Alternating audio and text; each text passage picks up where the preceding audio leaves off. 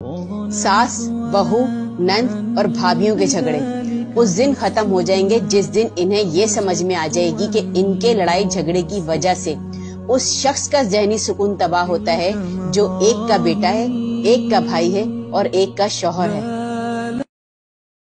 पर्दा सिर्फ ये नहीं है कि तुम खुद को छुपा कर रखो या अपनी निगाहें नीची रखो। पर्दा तो ये भी है कि तुम किसी गरीब के सामने अपनी दौलत की नुमाइश ना करो। पर्दा तो ये भी है कि तुम किसी भूखे के सामने अपने खाने या अपने लवाजमात की नुमाइश ना करो।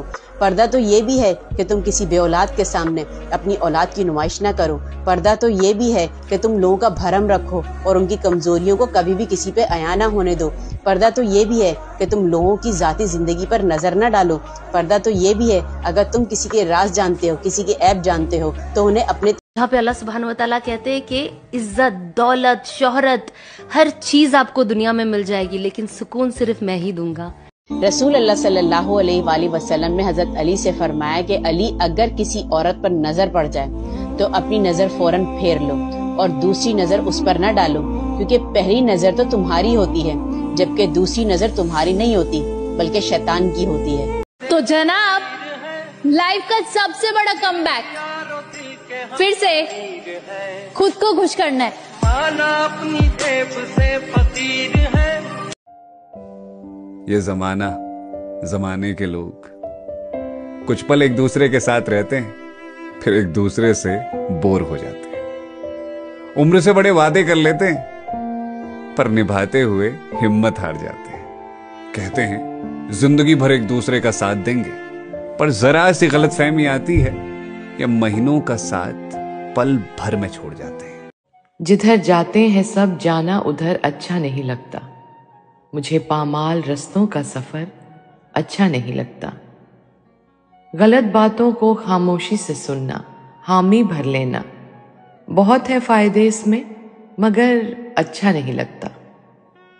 मुझे दुश्मन से भी खुददारी की उम्मीद रहती है। किसी का भी हो सर, कदमों में सर अच्छा नहीं लगता। बुलंदी पर इन्हें मिट्टी की खुशबू तक नहीं आती। ये वो शाखें हैं जिनको अब शजर अच्छा नहीं लगता। जिधर जाते हैं सब जाना उधर अच्छा नहीं लगता। मुझे पामाल रस्ते। ये कौन है? कौन ये मेरा बेटा है, मेरे दिल का टुकड़ा। तू मेरे दिल का। भी ये मत सोचना कि अल्लाह ने आपको तकालीफ से गुजारा है तो अल्लाह आपको पसंद नहीं करता। रसूल अल्लाह सल्लल्लाहु अलैहि वसल्लम की हदीस है कि जिस इंसान से अल्लाह मोहब्बत करता है उसको आजमाइशों और तकलीफ से गुजारता है। तो आप अपने आप को खुश नसीब समझो कि अल्लाह आपको इन तकालीफ परेशानियों से गुजार रहा है। और बीमार के लिए रसूल अल्लाह सल्लल्लाहु अलैहि वसल्लम की हदीस है कि अल्लाह ताला अपने फरिश्तों को हुक्म देता है कि मेरा बंदा ये जो बीमारी से गुजर रहा है इसकी एक एक सांस पर नेकी लिखो। वो नेकी जो ये किया करता था जब ये सेहतमंद होता था।